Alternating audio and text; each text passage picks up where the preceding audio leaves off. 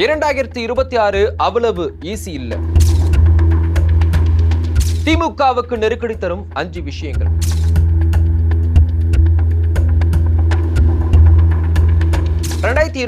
சட்டமன்ற தேர்தலை எதிர்கொள்ள திமுக தயாராகிட்டு வருது. அதே நேரத்துல கடந்த தேர்தலை போல இல்லாம இந்த முறை திமுகவுக்கு கடும் சவால்கள் காத்திருக்குன்னு சொல்றாங்க அரசியல் பார்வையாளர்கள். முக்கியமா 5 விஷயங்கள் முன்வைக்கப்படுது. அதுல முதல் விஷயம் விஜய் தான்.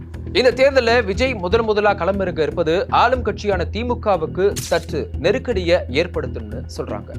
தேர்தல் நேரத்துல இளைஞர்கள், பெண்கள், சிறுபான்மையின வாக்குகள் குறிப்பிட்ட அளவுக்கு விஜய்க்கு செல்லும் அப்படின்னு எதிர்பார்க்கப்படுது. இரண்டாவது விஷயம், இதுவரைக்கும் வெளிவந்த பெரும்பான்மையான கருத்து கணிப்புகள்ல விஜய்க்கு 20% ஆதரவு இருப்பதா சொல்லப்பட்டாலும் அதுல 5 முதல் 10% சிறுபான்மையின வாக்குகளா இருக்கலாம். திமுக எதிர்ப்பு வாக்குகளை விஜய் பிரிப்பது எப்படி திமுகவுக்கு சாதகமா இருக்குமோ அதே மாதிரி சிறுபான்மையின வாக்குகள் விஜய் பிரிப்பது திமுகவுக்கு பாதகமா இருக்கும்னு சொல்றாங்க.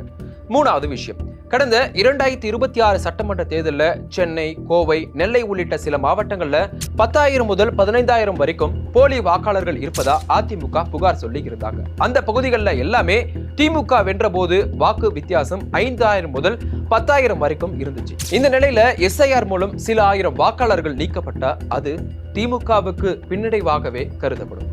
நாலாவது விஷயம், மத்தியில் ஆளும் கட்சியான பாஜக ஏற்கனவே மத்திய விசாரணை அமைப்புகள் மூலமா திமுகவை மிரட்டுவதா திமுகவினர் குற்றம் சாட்டிட்டு வராங்க. சமீபத்துல கூட மூத்த அமைச்சரான KN நேரு மீது குற்றம் இருப்பதா கூறி அதிர வைத்தது அமலாக்கத்துறையின் கடிதம். அது மட்டும் இல்லாம தேர்தல் நேரத்துல இது போல மேலும் சில குற்றச்சாட்டுகளும் அதிரடி ரைடு நடவடிக்கைகளும் நடக்கலாம்னு சொல்றாங்க. அஞ்சாவது விஷயம், குறிப்பா இளைஞர்கள், முதல் தலைமுறை வாக்காளர்கள், பெண்கள் உள்ளிட்டோர் மாற்றத்தை தேடுறாங்க. அந்த வகையில இப்போ விஜய், அதிமுக, பாஜக, சீமான் என 3 எதிரிகள் திமுகவை களத்துல சந்திக்கிறாங்க. இதனால ஆளும் கட்சி எதிர்ப்பு வாக்குகள் பிரிந்தாலும் திமுகவுக்கு அது பின்னடைவே ஏற்படுத்தும். இதை பத்தி உங்களோட கருத்து என்ன அப்படின்றத மறக்காம கமெண்ட்ல சொல்லுங்க.